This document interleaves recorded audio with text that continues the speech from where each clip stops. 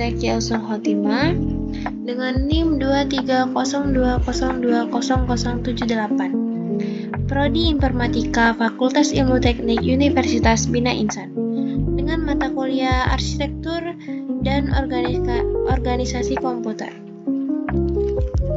Pada kesempatan kali ini, saya akan menjelaskan hasil proyek UTS saya mengenai simulasi kerja CPU dan hierarki memori komputer.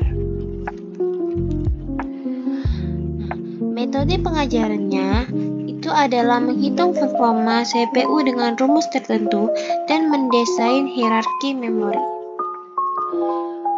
Untuk spesifikasi CPU saya, di sini saya menggunakan Intel Core i3-N305.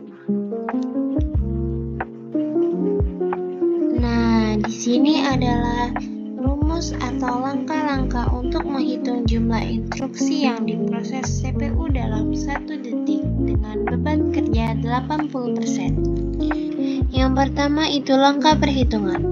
Untuk menghitung jumlah instruksi yang dapat diproses oleh CPU Intel Core i3-N305 dengan beban kerja 80%. Adapun beberapa informasinya, yang pertama itu kecepatan dasar CPU atau base speed itu bekerja 1,80 GHz, yang berarti CPU dapat memproses 1,8 miliar siklus per detik pada kondisi normal.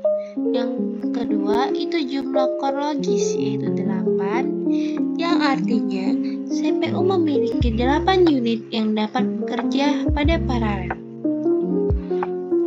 Yang ketiga itu beban kerja CPU yaitu 80% dalam tugas. Lanjut ke rumus. Di sini jumlah instruksi per detik sama dengan clock speed GHz dikali jumlah core dikali IPC dikali beban kerja.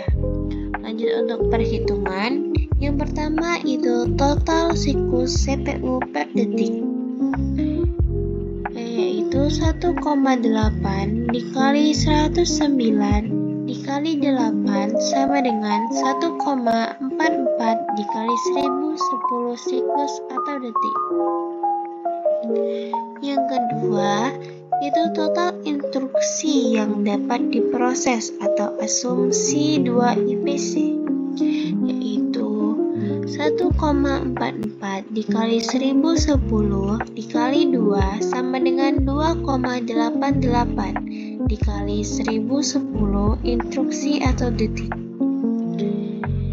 Yang ketiga itu dengan beban kerja 80% yaitu 2,88 dikali 1010 dikali 0,8 sama dengan 2,304 dikali 1010 instruksi atau detik. Untuk hasilnya, dengan beban kerja 80%, CPU saya dapat memproses sekitar 23,04 miliar instruksi per detik. Selanjutnya, di sini ada desain hierarki memori. Di sini terdapat register L1CX, L2CX, L3CX, RAM, dan storage. Yang pertama itu register. Fungsi register adalah tempat penyimpanan data sementara yang bekerja langsung dengan unit pemroses pusat atau CPU. Menyimpan data yang akan langsung digunakan untuk operasi aritmatika, logika, atau kontrol. Karakteristiknya itu ukurannya sangat kecil, biasanya dalam kilobyte. Kecepatan akses sangat cepat karena berada langsung di dalam CPU. Contohnya, data yang digunakan untuk operasi perhitungan A plus B disimpan di register. Lalu di sini ada CX. CX adalah memori berkecepatan tinggi yang menyimpan data sementara untuk mengurangi waktu akses CPU ke memori utama atau RAM. Lalu di sini CX memiliki beberapa level. Yang pertama itu L1 CX. Fungsi L1CX itu yang paling dekat dengan inti prosesor. Karakteristiknya itu ukuran kecil, 160 KB per inti pada sistem saya, tetapi memiliki kecepatan akses tercepat dibanding L2 atau L3, menyimpan instruksi dan data yang sering digunakan. Lalu L2CX, fungsinya biasanya digunakan untuk menyimpan data yang lebih besar dibanding L1. Karakteristiknya itu berukuran lebih besar, 1 MB pada sistem saya, tetapi sedikit lebih lambat dibanding L1. L2CX ini bersifat syarat antara inti-inti prosesor dalam beberapa desain CPU.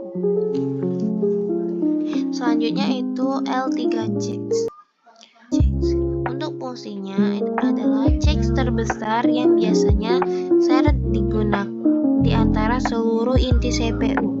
Karakteristiknya itu ukurannya lebih besar, 4 MB pada sistem saya, tetapi memiliki latensi lebih tinggi dibanding L1 dan L2. Lalu di sini ada RAM. Itu fungsinya untuk menyimpan data dan instruksi dari program yang sedang berjalan, berfungsi sebagai penghubung antara CPU dan storage. Karakteristiknya itu kapasitas lebih besar dibanding CX, misalnya 8 GB atau 16 GB pada kebanyakan sistem.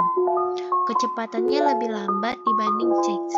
Data yang disimpan bersifat sementara, hanya selama saat sistem menyala. Lalu ada storage. Storage adalah penyimpanan yang fungsinya tempat penyimpanan permanen untuk sistem operasi, program, dan data pengguna. Karakteristiknya itu kapasitas sangat besar, misalnya 256 GB, 512 GB, atau 1 TB. Itu lebih lambat dibanding RAM, tetapi SSD-nya jauh lebih cepat daripada HDD tradisional. Data tetap disimpan meskipun sistem mati. Jadi mungkin itu saja yang dapat saya sampaikan. Saya akhiri. Wassalamualaikum warahmatullahi wabarakatuh.